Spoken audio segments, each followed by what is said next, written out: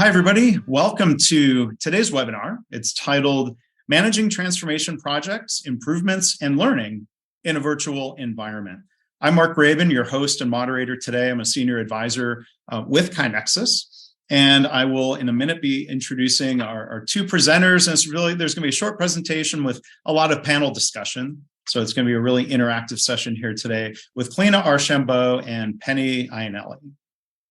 So before I more formally introduce them, if you can advance it real quick, we'll cover some of the logistics. So again, a little bit of slides and then a lot of Q&A and discussion. We encourage you at any point, please submit a question using the Q&A panel. If you use Q&A for questions, that just helps us manage those better instead of using the chat. The chat is open if you want to discuss this with other attendees as we're going. As you've been notified, the session is being recorded, and you'll receive an email tomorrow with a link to the recording and a link to those slides. And if you can't wait, go look for it later today on the KaiNexus YouTube channel. So with that, let me introduce our two panelists and presenters today. So first off, Cliona Archambeault is the Senior Director of Process Improvement for UMass Memorial Health. She leads the process engineering team of Lean Six Sigma Black Belts and Master Black Belts in the Center for Innovation and Transformational Change, or CITC. We'll learn a little bit about that today. She has more than a decade of experience leading process improvement in healthcare. And prior to joining UMass Memorial, she led a process improvement and health systems engineering team at the Veterans Health Administration in Boston. Earlier, she worked as a process and industrial engineer at Intel Corporation, where she first learned about Lean and the Toyota production system. She holds an MBA from Worcester Polytechnic Institute, a BS in biomedical and mechanical engineering from Rensselaer Polytechnic Institute, and is a Lean Six Sigma Master Black Belt. And we're also joined by Penny Iannelli. She is the Chief Transformation Officer for UMass Memorial Health. She runs the CITC, and prior to joining UMass, she worked for Intel as well, of course, the semiconductor manufacturer, for 15 years in the areas including process engineering, portfolio program and project management, Lean Six Sigma program management, manufacturing operations, and quality management. So Penny has a BS in chemical engineering from Rensselaer Polytechnic Institute. Is also a Lean Six Sigma Master Black Belt, has PMP and Lean certifications from various institutions. So again, welcome, Cliona and Penny. I will turn it over to you and look forward to what you're going to share in the Q&A and discussion to follow. Oh, great. Thank you so much, Mark, for having us here. We're really excited to be here. So I figured first we could just start with just an intro about UMass as well as CITC, our group, and then we can jump right into any questions that you have for us. So our healthcare system, UMass Memorial Health, is made up of 17,000 employees, and we call them caregivers because whether you're directly a part of patient care or indirectly a part of patient care, it really is all about having the patient at the center. And a part of our organization, we have lots of different arms and tentacles to our business, but the kind of key ones are we have 4 owned hospitals over 10 campuses. We have a behavioral health entity along with addiction services at that entity called CHL. We also have 70 ambulatory clinics. We have about 1,100 physicians in our medical group and also 5 urgent care facilities. I want to go to the next slide. And UMass, our service area, is really central Massachusetts. You can kind of see the green area there on the map with some of the stars and locations that we have. And this is really the population that we're focused on serving in Massachusetts. And so within the context of that, I currently run CITC, which is the Center for Innovation and Transformational Change. It started back in 2009 under a previous CEO, but it has gone through many iterations and evolutions since then. And in about 2019 is when we made the transition into kind of like the current state, which is what we'll talk about in a couple slides here. And really, we're viewed as the strategic execution arm for Dr. Dixon, our CEO's strategy. So really, it's about we build a strategic plan every year, and how do we get it done? And it's really through my team that we do that. So the next slide. So it's kind of a unique group in the sense that, so we report directly into the CEO, and he's my boss, Dr. Dixon. And our team is made up of 3 different areas. So first off, we have our process engineering team. This is where we have our black belts or master black belts, even a health systems engineer on that team. We also have our enterprise analytics and data warehouse integration team. This is all of our enterprise analytic IT platforms and the data that comes out of it. So it's really, we are the stewards of all the enterprise analytics and reporting for the company. And last but not least is our strategic transformation portfolio. And this is our strategic project management, program management. We have program directors as well as some program business analysts. And so what's kind of unusual about how we work is that this is kind of like a bunch of silos, but we actually work horizontally. And what do I mean by that is a lot of our work is done in a tiger team type fashion, where we have a data person, we have a project manager, we have a process engineer. We might have different groupings of that, and they tend to work on the strategic project work as like a team. And then when the project's done, they dissolve and they go to, other work. And we obviously have multiple projects going on at the same time. But what's kind of important about that is we really have data driving a lot of our projects from the beginning, the middle, and the end, right? So as you're baselining your project, as you're trying to see how you're doing midway through your project, and also how do we sustain the gains that we make in projects. So the data is really a core and special part of our organization. It's usually housed in our IT department, but what makes it really great is we don't have to put in requests to get data. We have it housed and it's strategically aligned such that the data needs get aligned to the CEO strategy, and those are the ones that get pulled first. So it's very helpful, and it really expedites our project work. So you don't have that lag of trying to figure out the data situation. If you go to the next slide, I just want to call out a little bit more in detail before I hand it back over to Mark, our process engineering team, since this is we have probably a lot of lean community members on today, really what our team does in this space. So if you go into the next slide, Cliona. So about 75% of the work that my process engineering team under Cliona does is transformational work. And this is the big breakthrough type change work. This is through A3s, Kaizens, and mostly DMAIC project work. We also are responsible for proliferating the process improvement culture here at UMass. I would say it's about 25% of the time. This is our idea boards. This is supporting leaders throughout the organization to really kind of make that transformation and continue it. It's more the continuing at this point.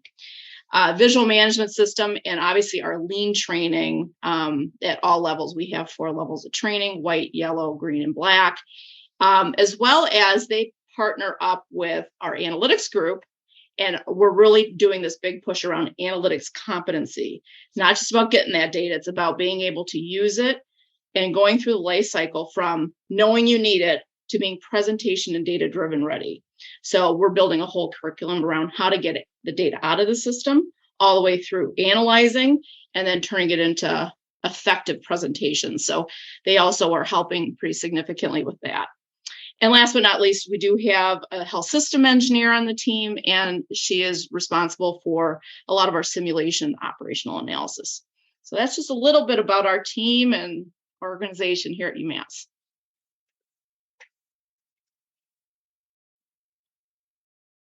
I'll throw that back over to you, Mark. Oh, okay. We're going to pull up some other slides sort of as needed. Yes. So thank you for the introduction to what you're doing. And I've got a couple follow-up questions. We'll encourage the attendees to go ahead and submit those during Q&A. And maybe just for the panel discussion, if you want to stop the share, we can restart it when it's needed. So one thing I was curious about, you mentioned there on that last slide, these different improvements, and can you maybe tell us a little bit more of if somebody comes to you with a problem, how do you think through or help others think through if it should be an A3, if it sounds like it should be a Kaizen event, or if you would use the DMAIC framework for that project? So I think it has to do with what you're trying to do as an outcome, right? So, and it's also, I think that there's some projects that are very lean centric and some that are a lot more data centric and trying to really improve the quality aspect of it. So that would probably differentiate between more the lean tools and the Six Sigma tools. And then whether or not you can do a Kaizen, and I actually find Kaizen to be a very effective tool if we can get the people pulled together here. Because it's just, I think from a cultural perspective, it really is like a fire starter for getting people enthusiastic about the work. So I find that that's an effective tool when we're kind of doing lean project work. If you see that kind of cultural element, in addition to the ability to quickly get something done. And we just don't have the opportunity to take a project and split it out over weeks and weeks and weeks. If it needs to turn around faster, we essentially can condense it into a Kaizen format. Then do you use DMAIC framework in the A3? Like sometimes I've seen people literally spell it out as DMAIC, and sometimes people use different language in an A3. In different iterations of our A3, we have done DMAIC work on the side there. But we do try to kind of keep it a little bit apart. We have a roadmap for our DMAIC work that's a little bit separated from our A3 work. And so we do, in our current iteration, really try to kind of keep those things separate. Cliona, do you want to elaborate on that? In our lean training program, we teach A3. So the improvement framework for the organization generally is A3. And that's what we teach our green belt candidates, our black belt candidates. And we use DMAIC and the Six Sigma tool set on my team for those projects that call for it, that are data intensive. Mm-hmm. I was going to ask, and Tom commented in the chat about how difficult it can be to get people's time to work on a Kaizen event. Can you share, either in the context of an example of an event or just in general, some of the things that you've done to kind of fight through that challenge of making time? So I can start, and then I know Cliona probably has even more elaboration on this one. I think, especially in healthcare in our current situation with all the pandemic, and now we have RSV and flu. And personally, here at UMass, we actually have capacity issues as well. We really don't have enough beds for what we need for our population here. So the struggle is real. The struggle bus is real in terms of getting people's time. And really, when you think about it, it's very tough when the work is so very different. You know, you're working in this kind of healthcare mindset, and to be able to pull people off and to be able to do it for a full day or multiple days, very much of a struggle. However, so we actually do encourage those type of events when the teams are ready for them. And when we know for a fact people can show up, we'll even take extra time, even if we have to wait an extra month to get people in a room, we'll do that to ensure that we have a really high quality event if we're going to indeed do that. Mm-hmm. Yeah, we work hard to meet the team where they're at. So if it is a high priority project with some urgency and the team feels like they're going to get the best energy and sort of the quickest results, and the leaders have been really great about making it happen when they feel that it needs to happen and this is the best approach, then we'll prepare a Kaizen. If, on the other hand, the team, can only carve out an hour every other week, then we'll do the best we can with that. Mm-hmm. Yeah. How much does it help on that front of trying to prioritize time? How much does it help to have Eric's support and enthusiasm and encouragement for all of this as CEO? So I think, in thinking about this webinar, that is one of the main advantages of working directly for him, is our team is affiliated with him, right? And when they know that there's a little bit of that CEO visibility to it, our entire portfolio of projects, we currently have about 80 to 85 projects going on right now, is completely visible to him. So he knows progress of all these things. When people know about that, it does put a bit of the fire under their feet with respect to that. So it is very helpful. gives you good visibility too. Yeah. Well, and I'm sure that, yeah. So with that visibility, I'm sure comes recognition and things that add positive reinforcement. Totally. Yeah. And also it expedites things, right? So you expedite the transformation when you're in that position. So a question that came in here from the audience kind of related to working with the CEO and senior leadership team. You mentioned implementing strategies or executing strategies. Can you give an example of a strategy that was set by the senior team and how you would go about turning that into execution? Yeah, so this happens every day for us, right? So we have 4 key strategic priorities as a company. It's our patients first, our people, our community, and our future. And then we have tactics that fall underneath that. One of the big ones, and I'm sure a lot of people it doesn't matter what industry you're in, they're facing is the staffing crisis. So that's one of the key tactics is addressing our staffing crisis. The state of Massachusetts has a deficit of 5,100 RNs for the need and for open positions. And it's a really difficult situation. So we were tasked with doing a system kind of priority redesign on our talent acquisition and the department there, and really looking at the model that we have. How do we expedite hiring and make it an amazing experience for the people coming in the door, as well as that kind of onboarding experience. But also, how do we speed it up and get as many people to the table as possible? So we worked with the senior most leaders, the CHRO, our Chief Human Resources Officer, is the executive sponsor. And we pull in our master black belts to work with his team and have been actively working on that one. And that one's we did that through Kaizen work. We actually have multiple Kaizens going on in that space. But it's been a really big success so far. Mm-hmm.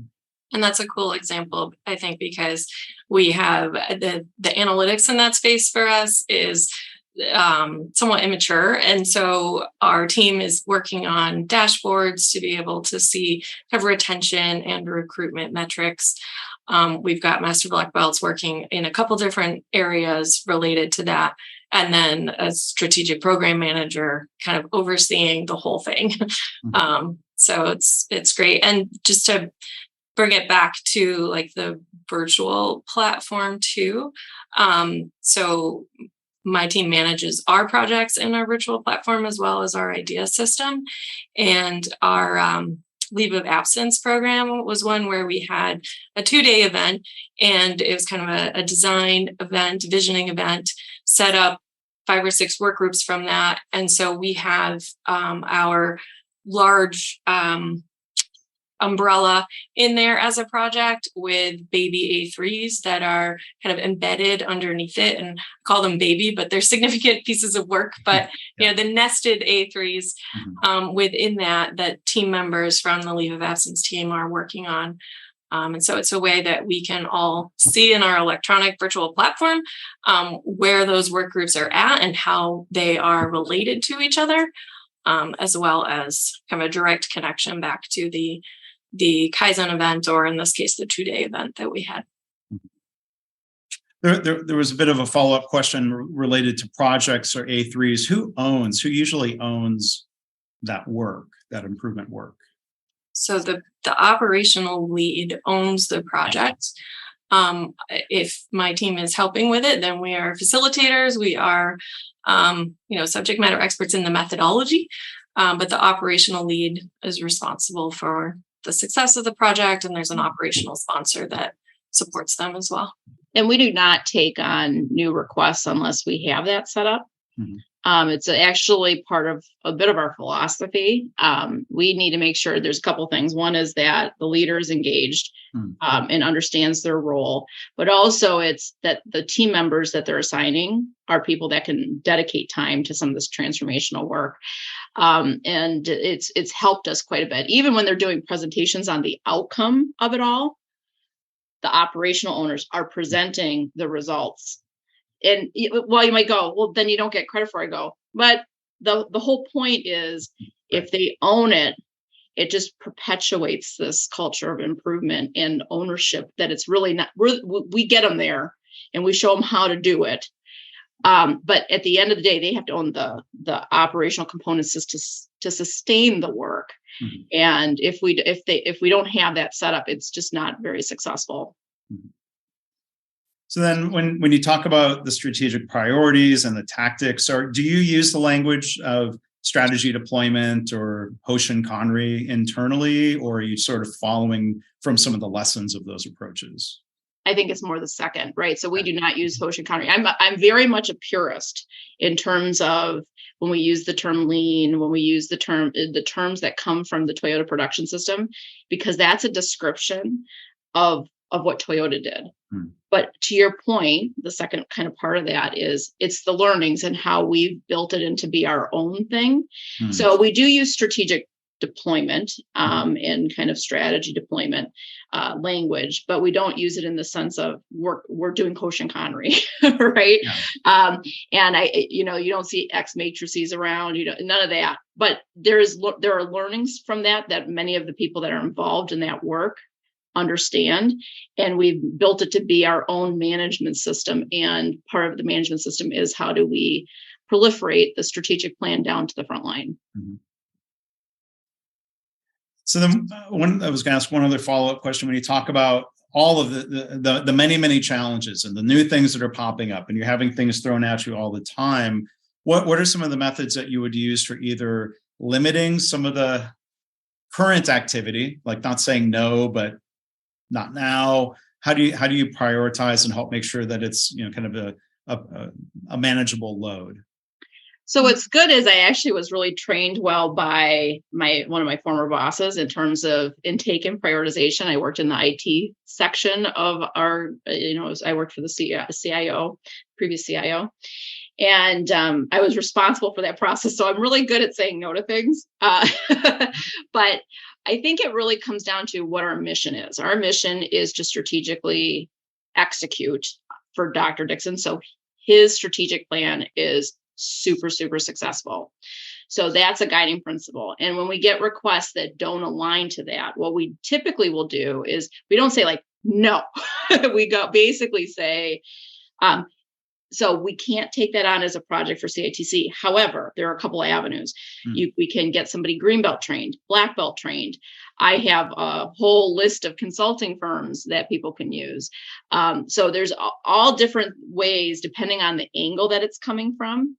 But we typically use the backbone of our strategic plan to guide our decisions of yes and no. And it's helped us manage the bandwidth of our team. And if it gets to a point where and there's been a couple times where we've gotten to a point where we got like pretty full with even strategic stuff, we typically will say, we can't get to that right now. We anticipate, because we have a pretty good project management roadmap and understanding of our resource management. So we can say, okay, but we can get to it in 3 weeks. And so it gives a little bit of a carrot in terms of, hey, we can get to you pretty soon and just hang tight for a second. We love when it works out that there's someone in the area who is wanting to become green or black belt trained and has the time to be able to dedicate to doing that, because then we can develop that person and that team, and at the same time coach them through the work that they first came to us for. So that really works out to be a win-win when possible, right? Sometimes the operational lead says, well, I don't have time. I don't have someone who has the capacity right now. And then we have to, think through something else or come back to it. But that's also a lot of times what happens is that's the person that needed to be a part of the project and they weren't going to be able to invest the time. And if that's the case, then it's probably not right timing anyway. So we usually get ourselves into a pretty safe space going through this kind of process of aligning to strategy. Yeah. So as a question, before we talk more about some of the projects and the idea system and innovation station, there's a question that came in about your team. How big is your team? Did you grow it as the maturity of the greater organization grew in its adoption of these strategies? Did you start out with kind of a minimum team size, if you will, for an organization of 17,000 employees? Where did it start? Where is it? Oh boy. How do you decide how many people you need or can get? So if only they knew how complicated the answer for that question is, but I'm going to try to keep it very simple. So I'll just talk about it from when I came into the leadership of the team, because before that it was a little different situation. So when I took over CITC, I took over the process engineering group first. And then there was a leader in IT that left. And that group, the data group, actually ended up under me. So I started as like the vice president of process engineering and analytics. And we had a couple project managers. So over time, we didn't add FTEs, is what we call them, people, but we've kind of worked within the bounds of what we had to kind of even it out a little bit based on the amount of demand for each of the different types of services. So when somebody left, it's like, do we add a person back into this group or that? So we currently have 42 people between the data group and the project management group and the process engineering group. Half of the team sits with the data group. And they're really the IT backbone and platform. They manage the platform around our electronic medical record and the data that comes out of it. So they're actually IT professionals and developers. The other half, so project management, we have about 9, 10, and in process engineering, about 9. So that was the short answer. There's a lot longer answer. I won't go into that. People can reach out to Penny if you want to. If you want to know the whole history, just let me know. Well, so a question came in from Matthew, and this is coincidentally where I was going to steer the conversation next. Can you talk more about the idea system, how it works, how that intersects with the project portfolio? Sure. I can probably share my screen again here. That's not what you want to see. There we go. Okay, so this is our idea board, and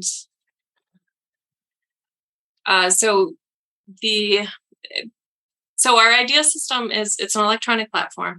Everyone in our organization has access to it. They all have accounts to the platform. It uses our single sign-on. And we try to make the link as available as possible, right? So there's a desktop icon. It's on our intranet site. So people go in, there's a big create button in the middle of the screen. And if they're entering an idea, they hit create idea. And then the minimal requirements are to have a problem. So they enter what the problem is and to have an idea. We also ask why it's happening and we ask what team it's on, but the required elements are the problem and idea. Once they put it in, it lands on their team's board, which you're seeing a visual of that right here on the screen. So there's information about the team at the top and how they huddle, the metrics that they're looking at. And then as they work through their ideas, they go from the new ideas card to the ideas in progress card, parking lot needs help, needs review, etc.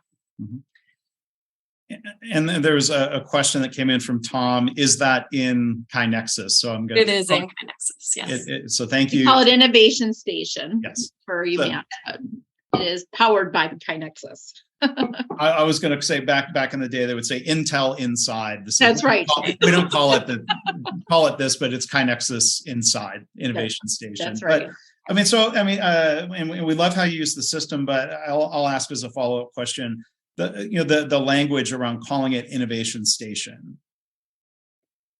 Yeah, so it actually came from our caregivers. We had a idea system advisory group that met when we were thinking about an electronic platform. We brainstormed several ideas and we narrowed it down to the top 5, I think it was. And then it became a poll on our company intranet. And people voted the most for Innovation Station. It won the poll. So that's where the name came from. It is our hub, our home for anything innovation related. So we currently have our idea system, A3s, our DMAIC projects, as well as some of our strategy deployment, like our level 1 board is in here. And some of our level 2 boards are in here as well, which means that you can go to a page in Innovation Station and you can see kind of a reference, right, of what are the strategies and tactics for the institution. So can you share an example of like kind of a typical frontline staff idea that they would put into the system. And I love the way you have the structure of not just idea, not just suggestion, but problem and idea. Like, what's the type of thing that somebody would put into Innovation Station? Yeah. So we have, I'll stop sharing, and we have a honor roll system where we review ideas every month and then identify a few for honor roll, and the people who work on that get some recognition, and it gives us a way to kind of share those ideas. So I read some of those before coming on because I knew you were going to ask that.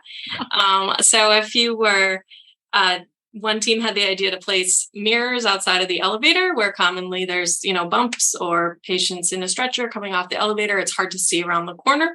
So they installed those, the bubble mirrors so you can see. Communication gaps and methods is a common type of idea. So there was one this last month where Archambeault activations, which is a life-saving, critical care need, they were using pagers for it, and they decided that it might be better to use secure chat to have more timely activations. Mm-hmm. And a third one I pulled out was one of our community health link groups, which is our behavioral health area in the substance abuse team. An individual came up with the idea to have a sponsor night where they would bring together clients that they're working with in need of a sponsor and sponsors in the community who were looking to sponsor other people, and have a potluck dinner and bring them together. So I have a wide range of many of them are directly patient impacting. Mm-hmm. And then others are about the way we work together, many safety examples. So it's really anything goes. And we do encourage it to be aligned to True North, mm-hmm. right? And we talk about alignment and priorities, and the teams decide which ones they work on. But any type of problem or any idea that a team member has, that a caregiver has, they can put in. Oh, and it's interesting because in the corporate services side of things, while they're not directly impacting, or they're not like the direct patient care, a lot of what they're dealing with is problems that they are frustrated by within their work, and how do I make my workday better so that I can deliver better solutions to the frontline caregivers, right? So you'll see a lot of that kind of meet to even our corporate services, be it like HR, finance, rev cycle, any of that.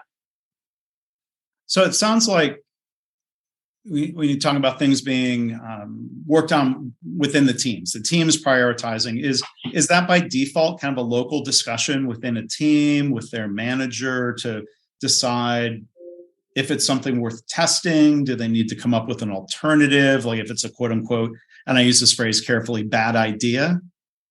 What can you walk us through some of that life cycle of, okay, I've submitted something to Innovation Station. What happens next? Yeah. So we say that our idea system includes different elements. There's like a formula for it. And one of the elements is the huddle. Mm-hmm. Our True North metrics is another element. Celebration is another element. And the platform itself, Innovation Station, is the final element. So that team huddle is really where that happens. So we don't use the language bad idea. We ask them to kind of ask each other, okay, what's the problem we're trying to solve? Why is that occurring? And we talk about alignment to the True North and the team's metrics, and the team then prioritizes from there. So we put a parking lot, like there's a parking lot on the board. And so if it's not the right time for an idea, then they can move it to the parking lot. Mm-hmm. So there's a lot of good follow-up questions here around idea system and Innovation Station. Can you share some stats on how many ideas are submitted and implemented? I don't want to steal your thunder of the big round number that was shared. I'll let you say it. Yes. So we have 108,000 ideas currently in the system. Here's our kind of dashboard. So 108,054 completed ideas right now. That is since we started the idea system itself, even predating Innovation Station. Our rate over the years is here. So we are a little bit down compared to our peak years. So we're working on sustaining and building that momentum. This is our key metric that we're looking at right now. This is of our 17,000 caregivers, how many of them are participating in the IDEA system. They're connected to an IDEA. And we're trying to get to 75% this year. The green is those that are participating. So we're getting close. That looks like about 60% currently. 61%. Not that we're counting. Well, but you are, and that's good. Well, we are. It's interesting because that's actually one of our True North metrics up at the system level, our tier 1 level of our management system for Dr. Dixon, and we do track it. And we actually, the accountability of that is not on my team. The accountability is on the entity. So when I say entity, the hospital or the kind of part of the business. And every week I send out a scorecard to our senior most leaders called the core team. And they find out how well they are implementing the management system through how many of their caregivers within their entity have white belt training. And our goal last year was 90% to be 90% white belt trained for the company. We were on a big initiative. And the second thing is participation. And it actually is a part of something that I pushed for when I first became the Chief Transformation Officer with Dr. Dixon is I asked for him to add these things into our performance reviews so that the metrics of our management system were tied to the goals of the executive and the managers at the company. So what was kind of a game changer for us when we were on paper boards and posters and such, we had no visibility into these metrics. It was all kind of word of mouth of how well we were doing. But now that we've kind of moved into an electronic medium, we have all these analytics that allow us to really help with adherence to the mission of the management system. So, but part of that was to really hold the entities accountable for their performance, because at the end of the day, if they're not doing it, like I can't make their caregivers do it. Mm-hmm. So they have to be the leader within their organization. Right. So looking at this, there's a monthly chart that says resolved ideas. In the lower right, it's year by year that says completed. Is there a difference in that terminology, resolved versus completed? No, there isn't actually. Okay. We used to say completed ideas, and the system language is resolved, so it's just kind of a mix. Yeah, there is a difference though between resolved and implemented, which is a different term that's on there as well. So one is it's been closed out, and the other is it was completely implemented. So there is a difference between that. That's what those top two numbers are. You know, we tried some things and maybe we weren't successful. Mm-hmm. And that kind of goes back to your previous question of some experimentation. So that is the delta there between those two numbers. Yeah. I love that you track the percentage of people participating. A lot of our customers track the percentage of ideas that are implemented, or something is implemented. Are you looking at that percentage as well? We have that. We're actually getting away from the counts and all that kind of thing of ideas. Mm-hmm. But we're really trying to strive for participation and impact. Mm. We're kind of trying to mature our system to be that. And so we're kind of on this very tiptoe journey towards that. So the first part was let's do participation first, and then let's start phasing in some of the impact metrics around ideas. But we have to get everybody in there first. That's kind of our first mission. And what I'd love to hear more about that evolution as you describe it. I mean, I guess let me just guess, correct me or elaborate on this, that counting ideas is relatively easy. Determining what the impact is more difficult. That's right. Fair to say? How are you getting better at determining the impact then? That's a good question. So really, as people are logging their ideas, they have the ability to go and attribute it to a certain True North kind of area, in impact area. And so we actually do have other stats other than the ones that Cliona said. We have stats all over the place. It's great. But it does talk about what bucket do the ideas fall in? And then at some point, we can then kind of start looking at the buckets that we can kind of either financially figure out or that have like impact on scores, and we're moving the needle on scores. So we're kind of like taking that baby step first of let's look at the buckets, and then let's figure out how do we quantify the buckets. So it'll be probably an evolution in that. One other thing I was going to comment, you don't have to put the chart back up, but the year by year chart, there it looked like 2020, there was about a 50% drop. Okay. COVID, right? And same number for 2021, same number for 2022. I would choose to view that glass half full. Is that considering everything that's been going on, that there's still, like it didn't, the performance didn't go to zero. It's still a high level of participation. Right. Can you talk a little bit more about managing that? Yeah. And I actually don't have any problem with that graph at all. Mm-hmm. Right. Because you see the pivot on that graph of us moving to participation and looking at it in a different lens. And it's really the quality of that participation and the quality of the improvements. Because you can get lots of numbers. You can game the system and get an idea per person, and everybody's putting in the same idea, or we're doing potlucks. And not that there's any problem with potlucks, because I actually think that's a great engagement tool. But you don't want to have only potluck ideas in the system, right? And the other thing is, when you're kind of in this idea count per person situation, people will hoard ideas. Yeah. Like that's my idea, right? Yeah. And it's really about, are you either someone that's participating in an idea, or, it's really about trying to build this kind of team-oriented, people-centric activity, behavioral activity, versus it being about a check mark and I'm done for the year. Right. Because we don't want this to be a forgotten activity, right? So when you talk about those impacts, the buckets of results, if you will, somebody asked you, do you have financial KPIs as part of the impact? And maybe I'll add to that. Like, how much do you emphasize, let's say, cost savings as opposed to other strategic priorities and other measures? Nothing special. We don't currently measure it. We're considering some baby steps to start moving us to measuring impact. It will probably look something like a high, medium, low initially, right? Like, was there a high, medium, low impact on patients or on our finances?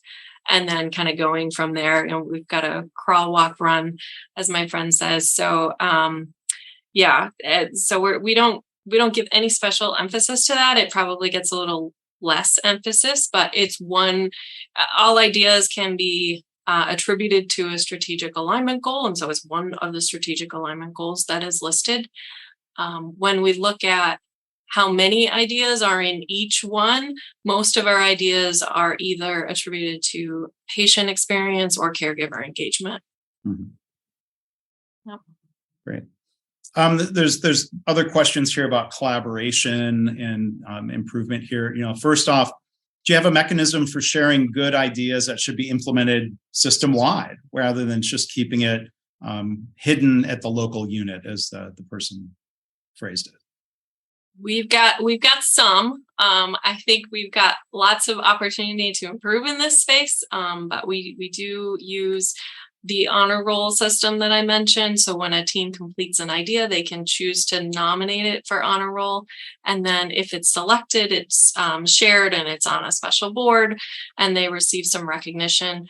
We do regularly share those ideas on our intranet and in newsletters that are sent from our communications department. There is a great search function in Innovation Station and KaiNexus. And so we do encourage teams, as we're coaching and we're doing the training, we make sure we show that search function because it can be very useful. That's about where we are, though. So we've got our eye on that as an area for continued improvement for us. Yeah, and I would also just add, I think that there is what's really cool about the way it's set up for us. We have about 700 teams or thereabouts. And the fact that there's transparency, you can actually look at other people's boards that sharing does happen, where people are like, okay, what is that unit doing? Let's get some ideas from there. So that a lot of that does happen. And I would also say another big event that happens each year is our Innovators of the Year, which is sharing like the biggest ideas and what the best teams are doing. And we do celebrate, and we have a winner for these different categories each year that showcases them, but also shares kind of like, hey, this is a fantastic improvement. And through that sharing, you can have that transfer as well. Yeah. So another question here, and this is a challenge, whether it's, kind of a traditional paper-based system or any electronic system, but would you say there are ideas that get implemented that don't make their way into the innovation station? I've seen this happen in a lot of organizations. So like, I'm doing improvement. Why should I document improvement? How do you talk to people about that? Yes, the answer is yes. But that's actually what you want, though, right? I mean, I think obviously we want to have this fantastic repository of idea systems and ideas that people come up with. But if you're baking improvement into your culture, so you want it to be in like a subconscious thing in some ways too. I don't look at that as like, oh my gosh, how dare they, right? I actually think we're getting there, right? I think we're getting to the destination of this is how we want to be. It doesn't have to be this overt, intentional, hey, look, it's an idea. Mm-hmm. It's about it being a part of our everyday work. And so that's really the ultimate goal, right? Is how do we attach the stuff to our work and how we think? Mm-hmm. But there is also an intentional practice and behavior that we want to do as a company to continue building that, which is why we have the idea system. So I actually don't see that as a bad thing, but it is absolutely, it's absolutely happening. And I think that's great. Yeah. So a question following up on tracking participation, and what counts as participation? Does that include people who are collaborating or just people who are creating the idea? Cliona, do you want to get that one? Yeah, it includes anyone whose name is attached to the idea. So anyone who's collaborating on the idea. Mm-hmm. It also counts for the people that are also doing A3s, right? In terms of like if they're doing A3 work and that kind of higher level, maybe they didn't participate in their huddle, but they're also doing project work, which is an even higher, higher value. A couple of people were interested about patient input. Are patients able to provide ideas for improvement? If so, how would they be involved in the improvement work? Someone else related question, if patient input or complaints, like does that formally funnel in? We don't yet have patients inputting directly into the system. It's something that's been brought up. We may get to it in the future. There's some new kiosks in the areas that we might be able to kind of dual purpose and have them be able to go in. So that's maybe something we could do in the future. We do see a lot of ideas generated from caregivers that are based on the Press Ganey, survey comments or things that were said to them while they were caring for a patient. So we definitely have that.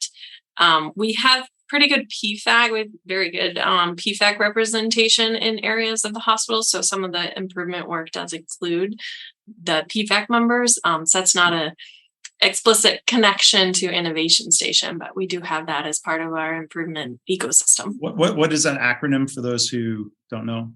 Patient and family. Yeah, patient and family advisory. Yeah. Council, basically. Yeah. Okay. Yeah. Committee. Okay. Thank you. Another question here, says this Innovation Station appears to be a good way to get frontline employee involvement. Are you also looking at things like incidents, errors, regulatory feedback to help identify improvement projects? Or how does that all fit together there at UMass? We don't track incidents in Innovation Station. We use a different system for that. We do talk with our quality and regulatory colleagues quite a bit, and they will, of course, they do projects on their own. They also sometimes reach out to us to collaborate on projects that they're seeing, or if it's a risk or something that they're seeing pervasive across the system, then they might engage us to help with that area. Yeah, we've done like FMEA for those of you that are familiar with that tool. With that team, we've done project work with that team, especially like in the ED. There was a lot of work done there. So it doesn't always it's not like a connected system. However, we did think through that a lot as we were deploying the system. I'd come up with like an architecture of all the systems that we wanted to feed in to Innovation Station. And we had talked with them, but it makes a lot of sense not to put those in the system because it's not technically innovation. But what comes out of them end up on idea boards, right? So it's having that kind of thought process attached to Innovation Station without it being a storage for that, because we don't want to have any of those incidents listed in the actual platform. Okay.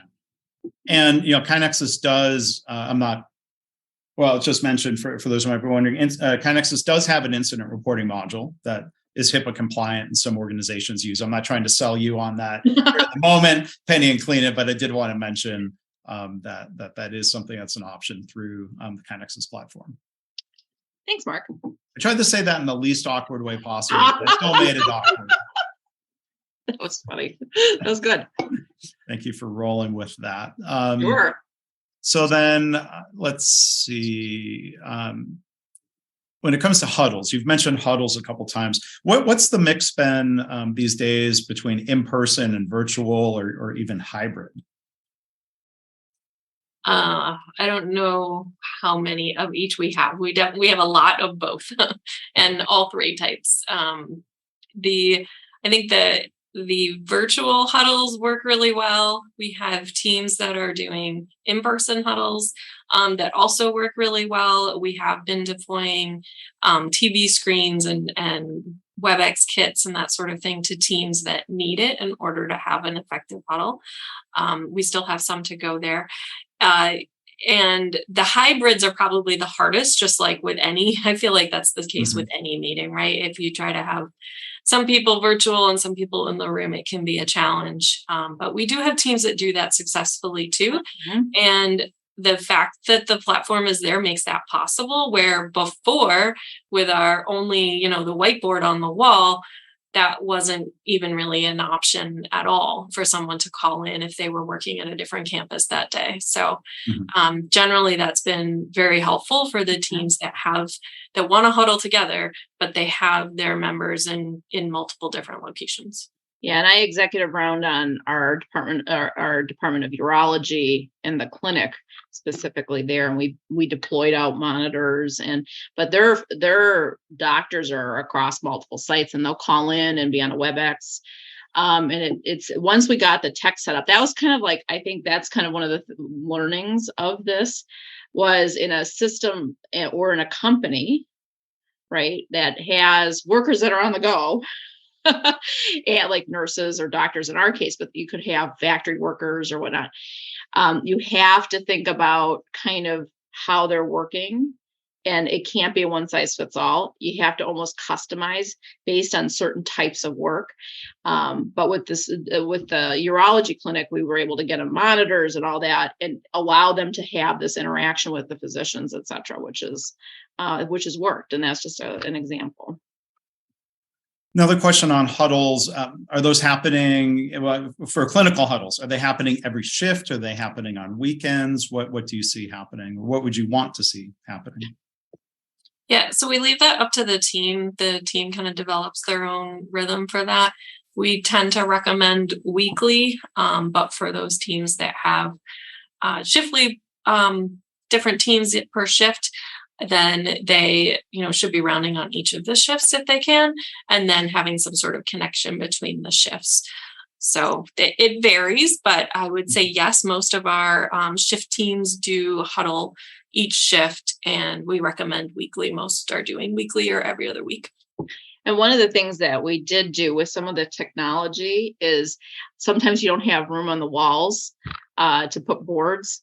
So they huddle every shift through the bed huddles that they do. And we found a way for IT to switch on their huddle board that they use for like Epic and what their patient pass down, to switch between that and KaiNexus so that they can huddle in the same place that they're doing their idea systems. It's kind of one and the same. So to kind of bake it in naturally into something they're doing and not be this whole second like monitor over here. Now you go over here and do idea systems, do bed huddle over here, to try to help them integrate it.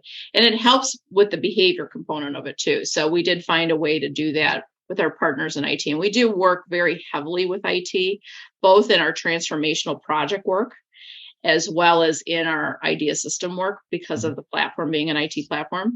But we are kind of sister groups in that sense because CITC was underneath IT in the CIO, and then the CIO left, and then his role split into two, to the transformation role that he had, and then the CIO role. But we're still very integrated. One, because of all the stuff that we do, but transformational work in these days, if you have EMR, requires a lot of IT intervention. So a lot of our work requires Epic work, IT work. Okay. So we're down to about 5 minutes left, and I want to thank everybody. We've got more questions than we can cover here, so we'll put our heads together and come up with kind of a plan. We'll try to get some information or answers to people at some point.